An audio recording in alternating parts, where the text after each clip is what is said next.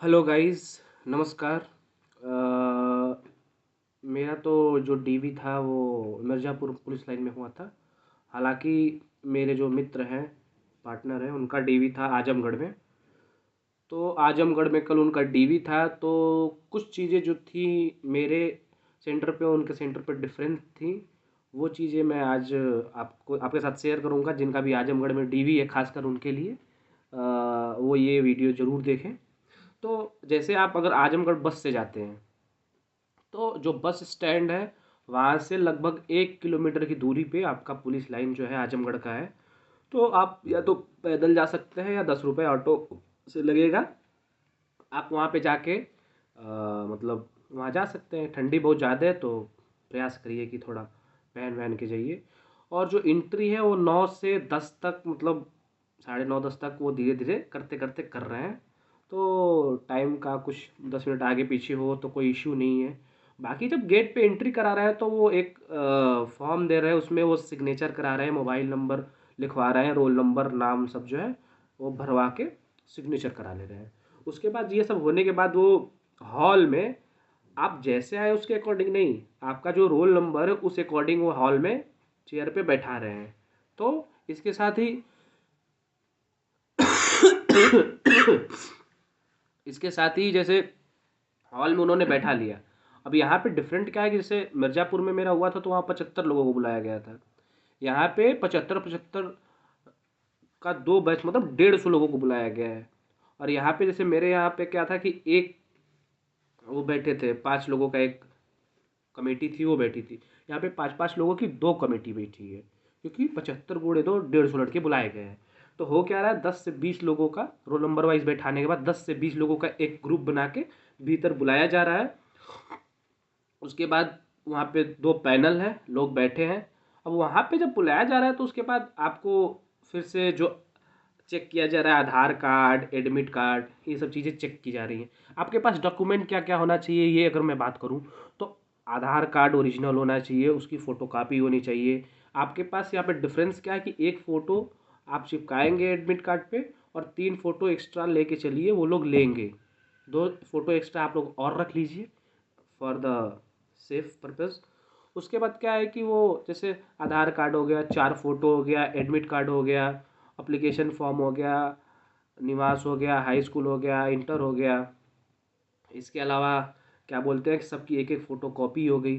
फिर जैसे AWS है तो उसका सेल्फ डिक्लेरेशन फॉर्म चाहिए, जो 4 ख वाला है। वैसे शायद बाकी कास्ट में भी शायद ये लगता हो। ये सब चीज़ें आपके पास, उसका एक एक फ़ोटो कापी है, उसके साथ सिग्नेचर जो है अपने से उसमें आप कर दीजिए।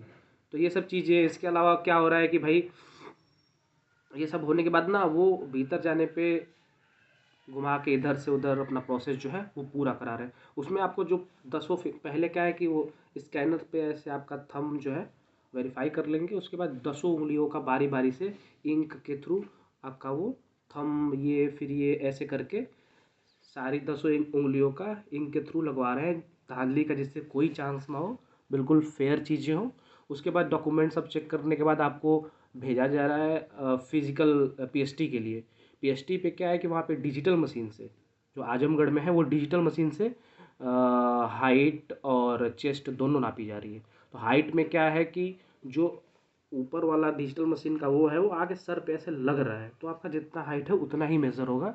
ज़्यादा मतलब आप सोचिए कि अगर मैं पैर उठा के ज़्यादा कर दूँ, डिजिटल मशीन है, नहीं होगा। आपका पैर पूरा ऐसे उस पर डिजिटल मशीन पे चिपका रहेगा तभी वो हाइट लेगा। आप ऐसे करने का प्रयास करेंगे तो नहीं करेगा। और जो भी आप वेट आपका हो रहा है तो सीधे वो पैन दिखा रहा है उस पर, तो पैनल उसको देख के लिख दे रहा है कि आपकी हाइट इतनी है। वैसे ही चेस्ट में क्या हो रहा है कि ऐसे सीने में वो लगा के ऐसे, मतलब फंसा के ऐसे पहले नॉर्मली नाप रहे हैं, तो वो मशीन पे दिखा रहा है कि आपका इतना जो चेस्ट है। उसके बाद फुलाएंगे तो फिर वो खींच के एकदम टाइट कर रहा है। उसके बाद जो फूला हुआ आपका चेस्ट है, तो इस पे यहाँ पे मतलब मैं ये बोलूँगा कि आजमगढ़ में जो है डिजिटल से चेस्ट नाप रहे हैं तो थोड़ा सा यहाँ पे टफ है। अगर मतलब जो लाइन पे है या थोड़ा कम है उसके लिए यहाँ पे दिक्कत हो सकता है। तो पुशअप पुशअप मार के जाए 1 सेंटीमीटर ऐसे ही बढ़ जाएगा, क्योंकि यहाँ पे प्रॉब्लम है। मेरा मिर्ज़ापुर में हुआ था, वहाँ तो वो लोग जनरली टेप से नाप रहे थे, थोड़ा आधा सेंटीमीटर कम ज़्यादा भी कर दे रहे थे, वहाँ पे इशू नहीं हो रहा था।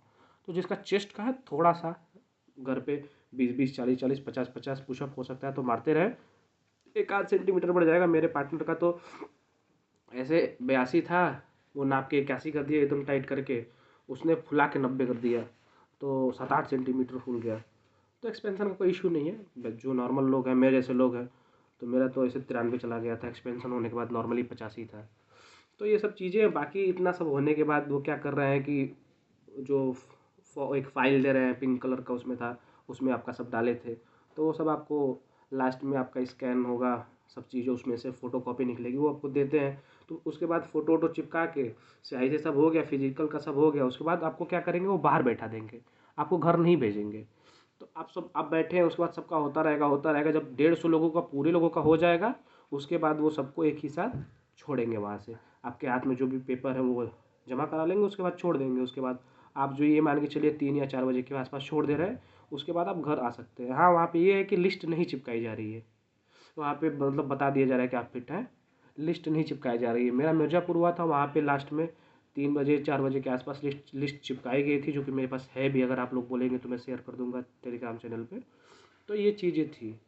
तो बाकी यही सब है। धन्यवाद। आपकी कोई क्वेरी है तो पूछ सकते हैं। Thank you.